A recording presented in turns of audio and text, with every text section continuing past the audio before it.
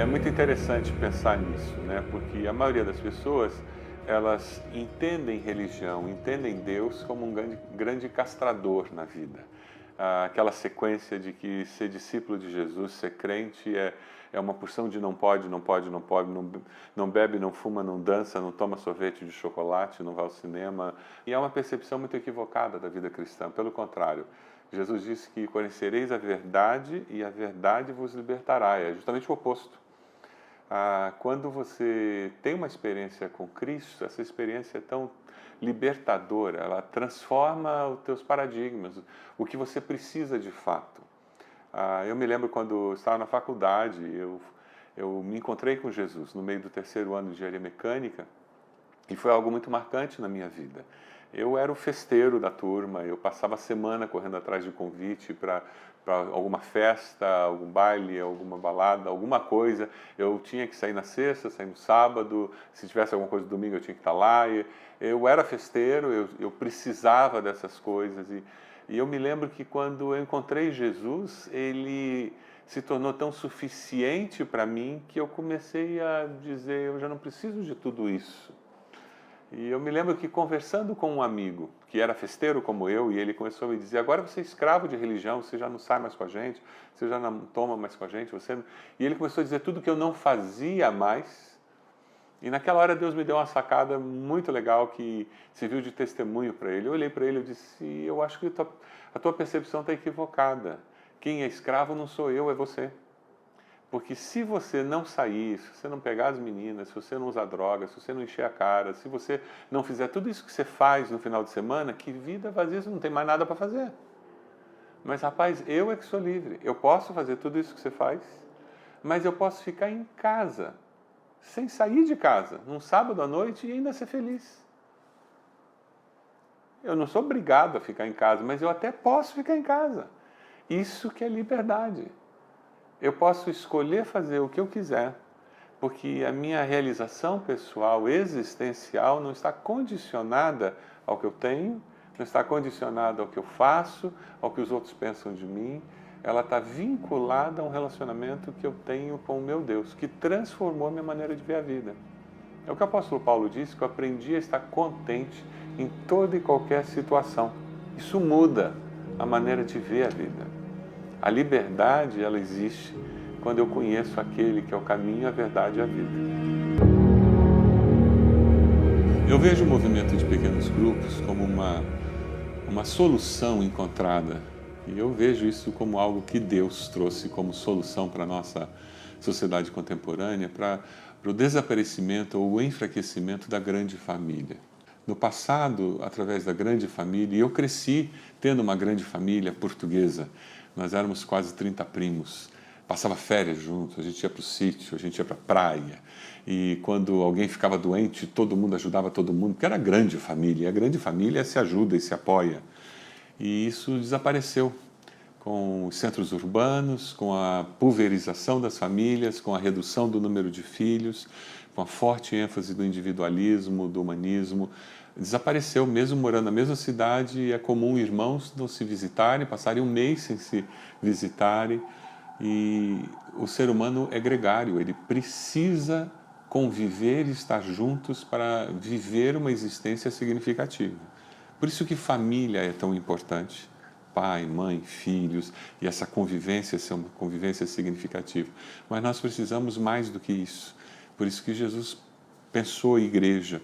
E o pequeno grupo, ele viabiliza que, independente do tamanho da igreja, eu viva a comunidade.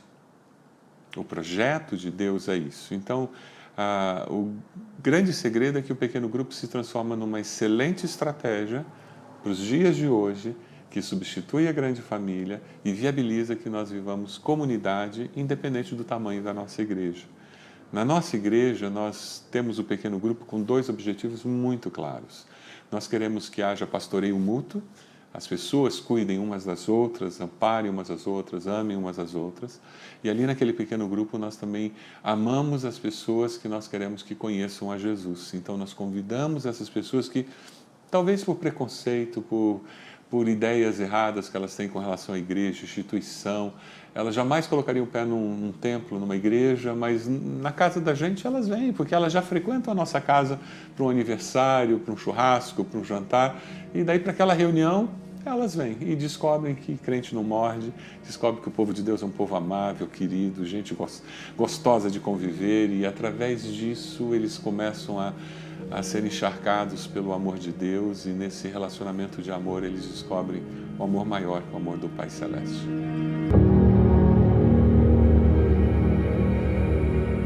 Eu começaria pela ideia de ser homem.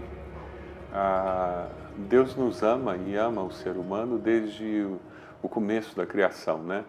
E no processo de autossuficiência do homem, em que ele peca e se afasta de Deus e busca viver a vida por ele mesmo, né?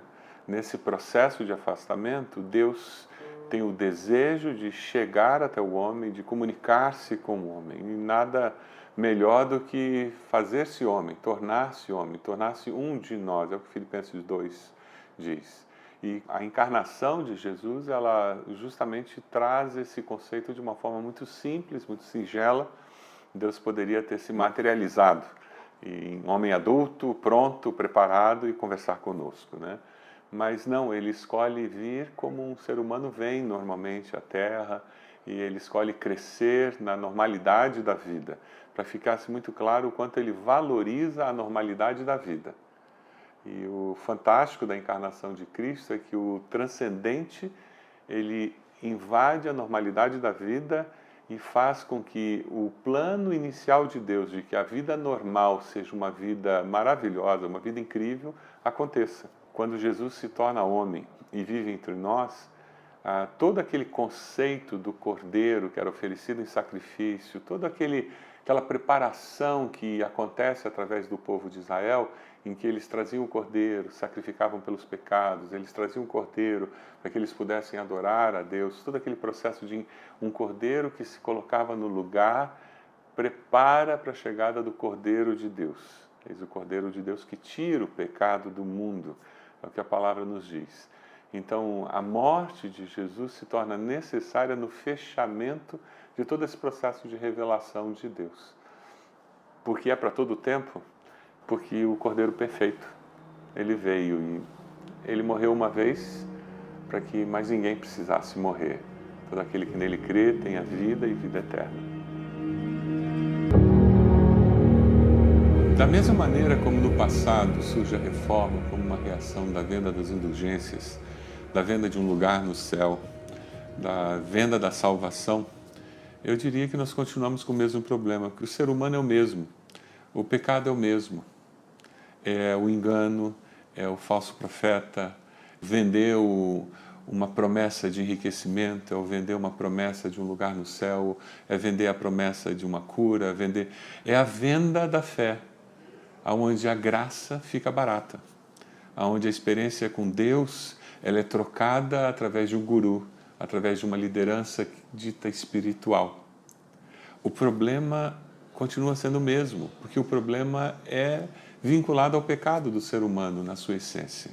Então, a igreja evangélica brasileira, eu costumo dizer que é uma igreja muito jovem, é como um adolescente vivendo plenamente a sua adolescência com toda a sua imaturidade. Ela tem um vigor que o adolescente tem, a criatividade que o adolescente tem, a paixão que o adolescente tem, a disposição que o adolescente tem, mas a inconsequência do adolescente, a inconstância do adolescente, a maneira irresponsável de tomar decisões que o adolescente tem, próprio da idade.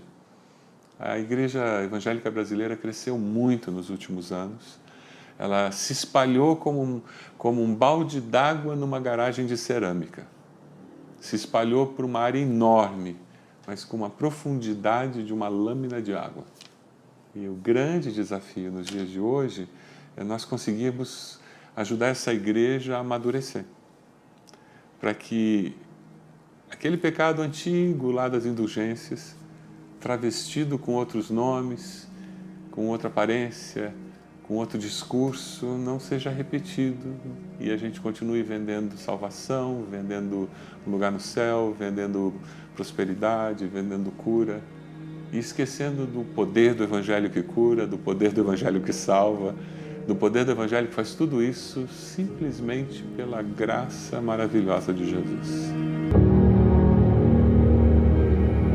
Nós vivemos 2 décadas da geração louvor. Nós cantamos até ficar rouco. E a igreja evangélica brasileira está rouca de tanto cantar, tanto louvorzão, tanta concentração para cantar, tantas bandas. Nós temos mais música do que a gente vai conseguir cantar nos próximos 100 anos. Muitos compositores, muito talento musical, muita coisa rasa, muita música com letra, com doutrina errada, muita música profunda, muita música com letra belíssima, com poesia maravilhosa. Mas a igreja evangélica brasileira, ela não conhece o que ela crê, porque ela crê e como crê. Ela não estudou a Bíblia nas últimas décadas. As pessoas vão para culto, ouvem sermões apenas. Elas não abriram as Escrituras, elas não sentaram para discutir o que quer dizer esse texto bíblico. Qual o significado desta verdade na minha vida, na minha profissão, no meu país? O grande desafio da Igreja Evangélica Brasileira nas próximas décadas é vida discipular. É sentar com alguém e estudar a Bíblia. E eu diria mais, o grande desafio da geração dos milênios e da geração Z é apologética. A Igreja Evangélica Brasileira não sabe defender a sua fé. Ela não sabe como responder às perguntas de alguém que construiu um castelo de pensamento ateu. Não sabe como responder os questionamentos de alguém que doeu demais aquela morte, aquele acidente, e ele está revoltado e amargurado com relação a Deus. Ela não sabe responder o porquê que eu creio que a Bíblia é a palavra de Deus. Quais as garantias que eu tenho que esse livro não foi escrito por homens? Quais as garantias que eu tenho que de fato existe vida depois da morte? Uma geração que canta não se preocupa com essas coisas. Se nós não nos tornarmos uma igreja discipular, uma igreja que sabe o que crê, por que crê, como crê, nós não resistiremos às próximas décadas. E a Igreja Evangélica Brasileira, que cresceu com uma exuberância belíssima, vai esvaziar como um balão de festa esvazia no dia seguinte da festa. Que Deus nos proteja dessa maldição, mas pelo contrário, que a gente veja as próximas gerações mais fortes, crescendo e ganhando o nosso Brasil e espalhando missionários pelo mundo todo.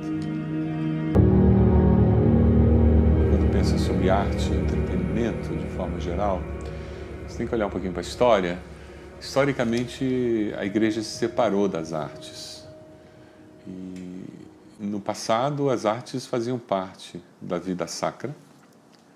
E houve um rompimento e elas saíram e foram consideradas pagãs. E durante muitos anos era assim que era visto. Eu faço parte de uma geração em que a minha geração lutou para ter teatro na igreja. E como nós fomos contestados, eu sou a geração que brigou para trazer bateria para dentro da igreja, guitarra. Era um negócio assim do outro mundo, conseguir trazer para um culto da igreja uma bateria. E tudo isso era muito complicado, um crente ir a cinema. Na minha geração, foi o começo de ser aceito pessoas irem a cinema. Então as artes eram muito colocadas como algo que era do inimigo, era do diabo mesmo, não era possível. E por ser tão separado, você não tinha discípulos de Jesus lá dentro, encontrando isso. E dentro da igreja você não dava espaço para que essas expressões de arte surgissem, né? Graças a Deus, nos nossos dias, isso tem mudado. Então nós temos uma geração onde expressões de arte como dança, como teatro, como pintura tem surgido e cada vez mais tem surgido esse tipo de coisa. Vários tipos de música têm encontrado espaço para se manifestar, não apenas um estilo de música, e isso enriquece muito. O grande desafio, eu vejo, é você conseguir que pessoas que manifestam a sua arte, elas consigam fazer isso com o coração puro, fazendo isso para a glória de Deus. A arte é simplesmente um invólucro de uma expressão de adoração. Se eu gosto ou não gosto do papel do presente, é uma questão de gosto. O que tem que ser questionado e avaliado é o presente. O tipo de teatro, o tipo de música, o tipo de dança é um invólucro. A questão é o coração do adorador, é o coração do artista, é o coração do cantor, entende? Essas são as grandes virtudes que têm que ser cultivadas. E quando você começa a dar espaço para isso na igreja, você começa a ter possibilidade de ter um diálogo com a sociedade. Porque você começa a ter pares na sociedade. Então, aquele artista do teatro dentro da igreja, ele pode dialogar com aquele artista de teatro fora da igreja e ele pode ser sal da terra e luz do mundo com muito mais facilidade. E, de repente, ele vai poder ser um artista de teatro fora da igreja, assim como um médico é médico fora da igreja. Assim como um administrador, ele é administrador fora da igreja, aquele musicista começa a ser musicista fora da igreja, aquele dançarino, ele é dançarino fora da igreja também. E nós estamos começando a chegar nesse momento do diálogo. Eu creio que nós ainda precisamos umas 2 décadas para que a gente consiga que esse diálogo se materialize de uma forma sadia. E eu diria que nós dependemos dessa geração atual. Eu diria que os milênios serão a grande geração que poderá concretizar esse sonho do resgate do diálogo das artes ou pulverizá-lo. Porque na maturidade com que eles vão administrar esse diálogo é que nós vamos escrever a história.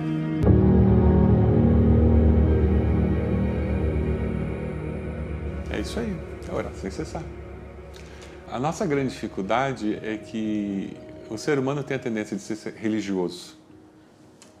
A gente está tão cercado de cristianismo formal, daquele cristianismo social, que às vezes nós temos dificuldade de entender de fato o que significa ser discípulo de Jesus e viver aquele cristianismo verdadeiro. Aí nós lemos alguns textos da Bíblia e nós lemos com as lentes desse cristianismo nominal. A orar sem cessar, o cristianismo nominal diz é impossível, então não tem como, tá vendo? A Bíblia não dá para seguir a Bíblia o tempo todo.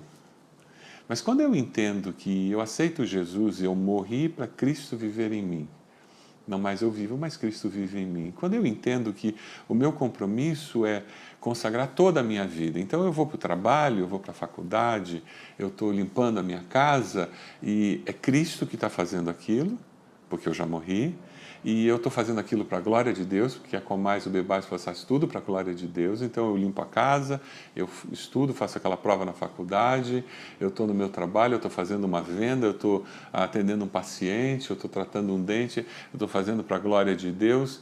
E é natural que eu esteja fazendo tudo isso em comunhão com o Pai, orando sem cessar.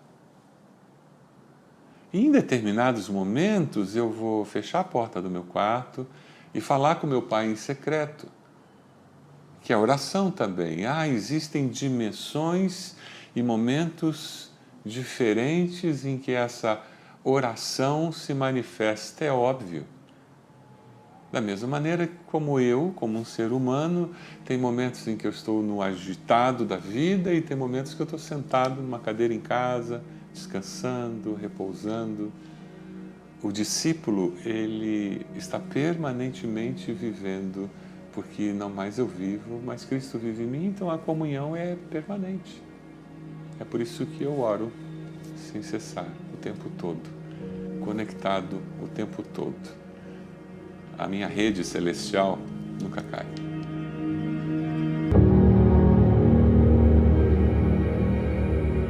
Existem tensões na vida que elas são criativas, elas são necessárias para que a gente mantenha um equilíbrio na existência. A hora que você perde essa tensão, você tem uma situação desequilibrada.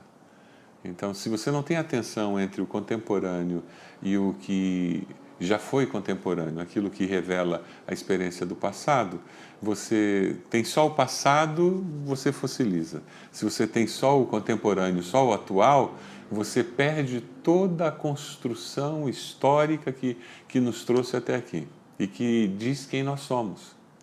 Essa tensão entre o contemporâneo tradicional, o contemporâneo histórico é fundamental para que a gente consiga construir um futuro melhor e viver um presente saudável.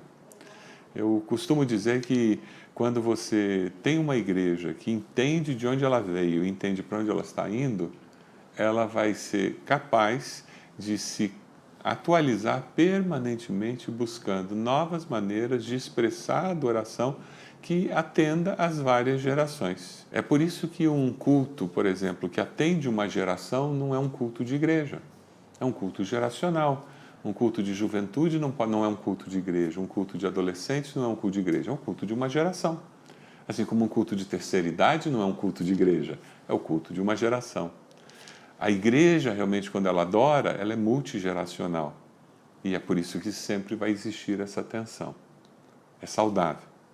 Agora, uma igreja saudável, no meu entendimento, ela precisa olhar e entender que aqueles que já estão acima de 50, 60 anos, o culto deve ter uma representação menor daquilo que era a expressão de adoração deles. Por quê? Porque a igreja tem que estar representando aquela faixa do meio.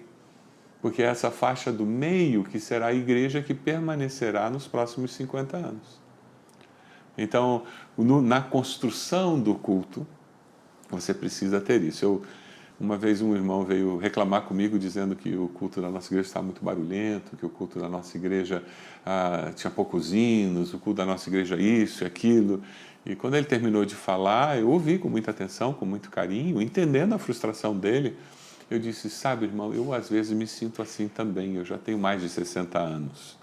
Ele disse, então, e o senhor não vai fazer nada? Eu disse, não, eu acho que a gente está fazendo a coisa certa, o irmão está elogiando o nosso culto.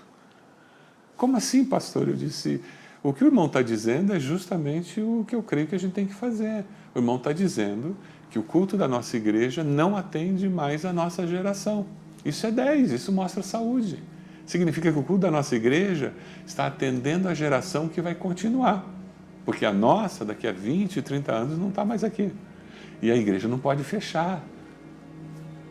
Mas a atenção tem que estar presente. E nós temos que ter consciência de que essa tensão é saudável e com respeito conviver com ela. O termo mais conhecido quando a gente fala em graça é favor imerecido. Pela graça sois salvos mediante a fé. Não é consequência de algo que você faça, não é por obras, mas é muito importante porque a palavra continua dizendo que nós somos salvos para boas obras. E eu creio que esse é um dos grandes equívocos que nós temos. Nós damos tanta ênfase ao sermos salvos pela graça, um favor imerecido, que nós nos esquecemos que existe um propósito de Deus no processo da nossa salvação. Ninguém é salvo para ficar sentado esperando a eternidade chegar. Existe uma missão, existe um ide muito claro de Jesus para fazermos discípulos. Existe um chamamento de Jesus muito claro de que a nossa luz brilhe diante dos homens para que eles glorifiquem o vosso Pai que está nos céus. Então existe um processo de transformação de estruturas da sociedade dominada pelo pecado onde nós estamos, que essa graça que me atingiu precisa gerar em mim transformação tal que eu veja isso acontecer. Agora, quando eu tenho um conceito de graça que salva para a eternidade apenas, Eu não consigo enxergar mais nada disso. Eu simplesmente sento e fico curtindo os benefícios que essa graça trouxe, do perdão, da paz no coração, da alegria, dos princípios éticos da vida. E de forma ensimesmada eu fico curtindo o barato junto com meus outros irmãos dentro das quatro paredes da igreja.